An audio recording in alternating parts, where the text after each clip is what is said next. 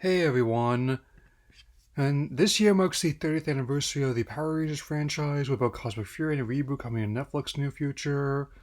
To celebrate, I thought I'd do something a bit different. To review a game from the franchise happens to be the first video game I ever beat. Let's open up the Sega Genesis port of Mighty Morphin Power Rangers. At the height of the show's popularity in 1994, with the second season and movie on their way at the time. The game also tapped into another popular vein of the time, fighting games, which saw a surge in popularity after the release of Street Fighter II and Mortal Kombat. As a franchise that features superheroes, martial arts, alien monsters, and giant robots, it's a natural fit. We go over the scenario mode, which faithfully adapts the first season over 5 stages. I no longer have my copy. I remember it quite well. Oh, and I did play the game again to write this. I'm also not changing any settings. I want to get as close as possible to the first time beating this. Featuring all the Rangers of Season 1, each fight takes place in 2 rounds. Not counting the final boss, which we'll get to, the first round is a parking garage, and the first monster you fight is the Minotaur. If you play other fighting games, you should feel right at home. Each ranger has normal and fierce attacks plus special moves in each one. I went with Zack for this playthrough. His power acts as a good counter against this monster. After Rita makes the monster grow, the second round is a Megazord Battle.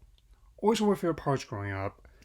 Against the backdrop of Waterfall, the Minotaur is toast. The second opponent is the Green Ranger under Rita's spell. He's a bit tougher than Minotaur, but once you have his attack pattern down, you can beat him alright. Round 2 is facing the Dragon Zord against the backdrop of Volcano. After you win, you unlock him as a fighter. Third up is Madame Woe, who wasn't someone to be trifled with on the TV show either, but her death breath has caught many a player off guard. Her giant form is fought in front of an enchanted temple, which actually makes for a neat visual.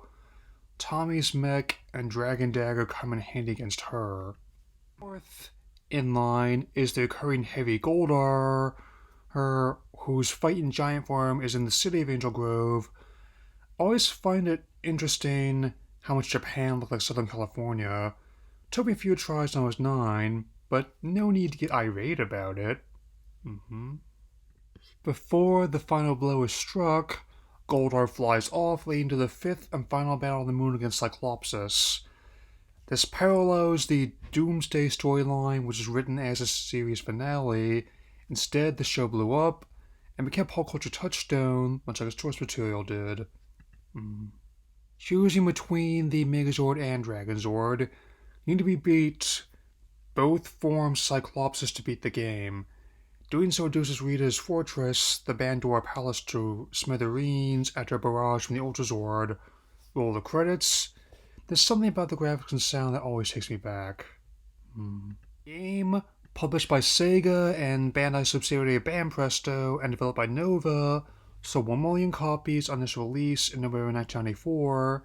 Despite mixed reviews at the time, fans and children in the 90s were much kind in this game. It holds the honor of being the first game I ever beat on any console, and a motivator to get better at other games ever since. While many other Power Rangers games released since then, both in and out of the fighting genre, this will always hold a place with me as the first game I ever beat. So I chose to address it for the anniversary this year. It won't be the only game I addressed that left an impact on me. Either. Count on that. Thank you, and may the power protect you forever.